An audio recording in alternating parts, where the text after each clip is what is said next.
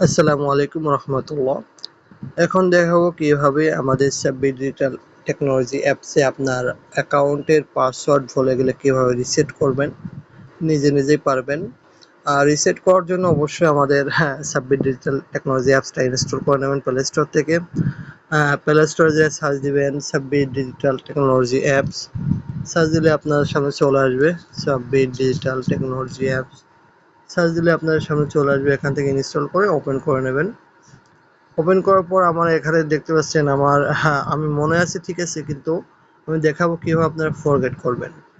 Forget করার জন্য এই যে ফরগেট একটা ক্লিক করবেন, আপনাদের মোবাইল নাম্বারটা দিবেন। এখানে আমার মোবাইল নাম্বারটা আমি দিয়ে দিচ্ছি। মোবাইল নাম্বারটা দেওয়ার পর নেক্সট ক্লিক করবেন। অবশ্যই একটু ওয়েট করবেন, নট ফাউন্ড দেখাচ্ছে। নট ফাউন্ড দেখালে পরে আপনারা এখানে হলো ডবল এইট যুক্ত করে দেবেন। ডবল এইট যুক্ত করলে পরে দেখতে পাচ্ছেন এখানে আমার মেসেজ গেছে একটা আমার ফোনে। মেসেজটা আসলে আমি এখানে দিচ্ছি, একটু ওয়েট করেন। কোডটা আমার চলে আসছে, 6 সংখ্যার একটা কোড। আমি কোডটা দিয়ে দিলাম। কোডটা দেওয়ার পর আপনারা এখানে নিউ পাসওয়ার্ড দিয়ে দেবেন। আমি 111223 দিয়ে দিলাম।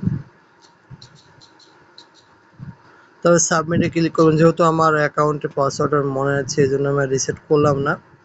আপনারা অবশ্যই সাবমিটে ক্লিক করার সাথে সাথে পাসওয়ার্ডটা রিসেট হয়ে যাবে। রিসেট হওয়ার পর আপনারা এখানে এসে আপনার পাসওয়ার্ডটা এখানে দিয়ে দেবেন। আমি নাম্বার দিয়ে দিচ্ছি, নাম্বার পাসওয়ার্ড দিয়ে আমি লগ ইন করে নিলাম।